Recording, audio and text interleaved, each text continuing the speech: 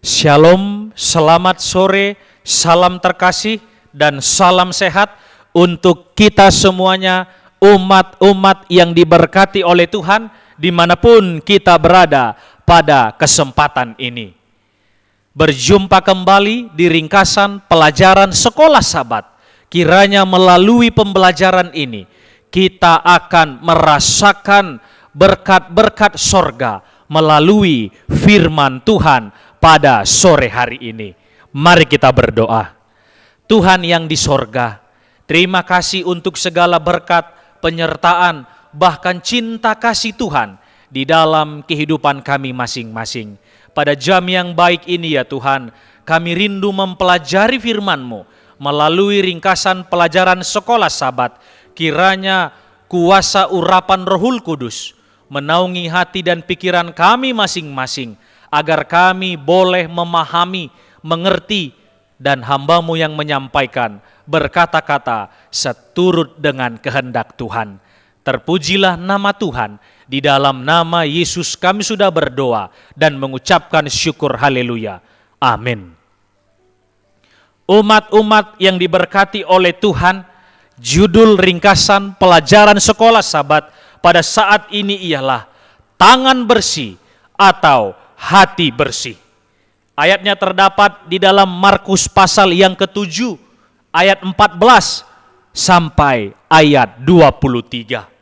Di mana melalui perenungan ini Yesus menyampaikan bahwa bukan yang masuk yang menajiskan seseorang, tetapi apa yang keluar dari seseorang itulah yang menajiskan seseorang.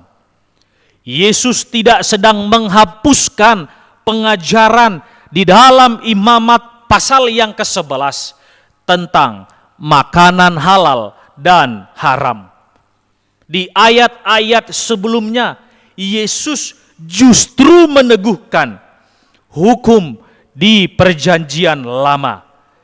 Jadi akan menjadi aneh jika tiba-tiba Yesus memberhentikan perintah Musa di dalam Markus pasal yang ke-7 ayat 14 sampai selanjutnya. Tradisi orang Yahudi termasuk mencuci tangan sebelum makan tidak memilih dasar dalam Perjanjian Lama. Sementara hukum tentang makanan memiliki dasar di dalam Perjanjian Lama. Yesus menyucikan semua makanan bukanlah karena semua hukum mengenai makanan sedang dihapuskan, melainkan yang boleh kita lihat, kita ketahui ialah tradisi kontaminasi jamahan orang-orang Farisi telah buat itu tidak sah. Makanan tidak masuk ke dalam hati, tetapi ke perut dan kemudian keluar melalui saluran usus. Justru yang boleh kita lihat, kejahatan datang dari dalam hati seseorang. Yesus juga menyebutkan daftar kejahatan yang keluar dari dalam hati seseorang. Yesus menyebutkan beberapa hal yang ada dalam 10 hukum Tuhan.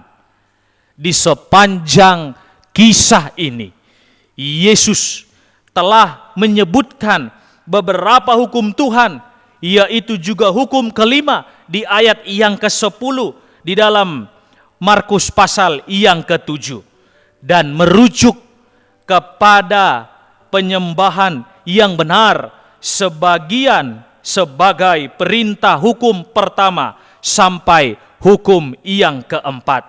Artinya yang boleh kita lihat, Yesus berdiri sebagai seorang pembela hukum Allah, bukan membatalkan akan hukum Allah.